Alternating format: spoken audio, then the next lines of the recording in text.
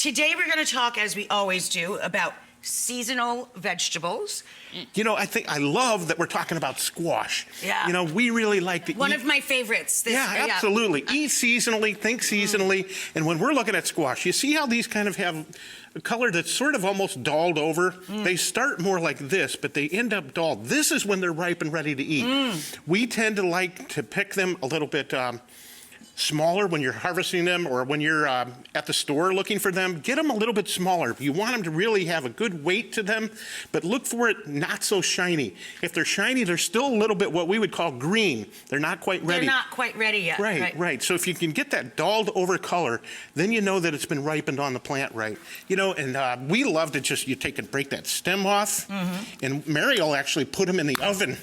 I'm always scared when I'm cutting these babies, because they're just so hard. But you can put them in the oven ahead of time and soften them up. Yeah. And cut them. Makes it a lot easier. Yeah. Yep. You want to get a little bit squarer than I did. I got one half of them. No, it's fine. And then pull those seeds out. We'll put a little sausage in. Mary will put some raisins in. Yum. You know, the 898 is one that, of course, Dan Barber helped develop. Dan is amazing. Another great chef, Dan Barber. You know, it's so cool that you've got like a serving-sized butternut squash. Yeah, John and I love to use these because everyone at dinner has a pre-portion. We make a double stuffed squash just like people make double stuffed potato. Yeah, exactly. And everybody has their own little boat.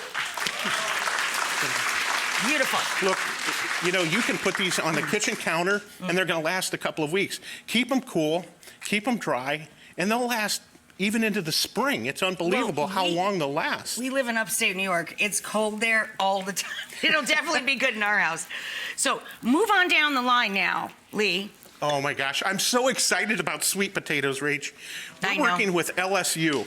Okay. Wow. Preserving old heirlooms. The only ones we're seeing in the store are going to look exactly the same every time. Look at these. Look at the size. You would never see these in the store. Look at the personality differences. Right. These are old world heirloom varieties. This one's called a creme brulee. There's a Beauregard. There's a copper penny. We've got a purple one. And some of these old varieties are just so amazing in flavor. You're looking for firm. You want to stay away from the soft. Look, these will hold a long time too. Now, are these the most nutritional?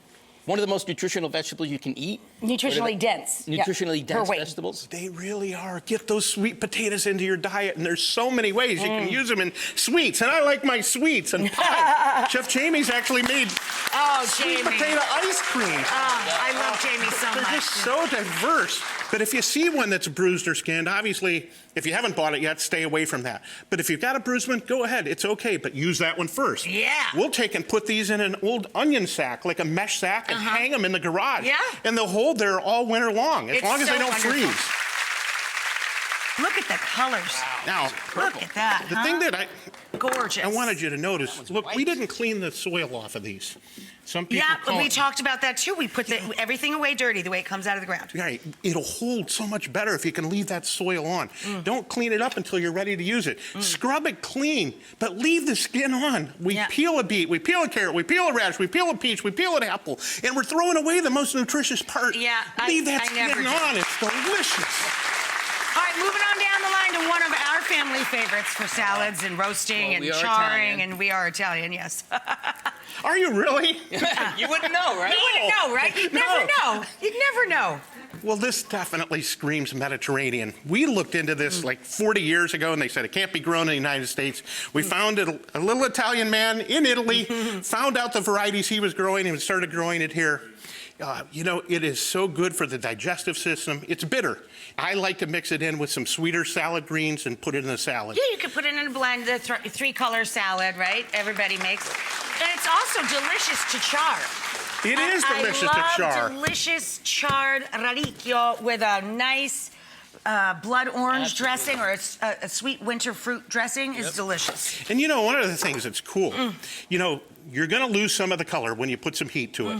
But you can take and put a little olive oil on this and put it in and cook it from the bottom up, and then you still get the color on the top. That's right. You get the charring. And you get the char. Yeah. It's a really delicious choice, and it's a great side dish with a simple sliced steak supper, sliced protein. Oh, radicchio is like, we eat that multiple times a week. Yes. Look at that. Look at that. Beautiful. And look at the color. Look at that.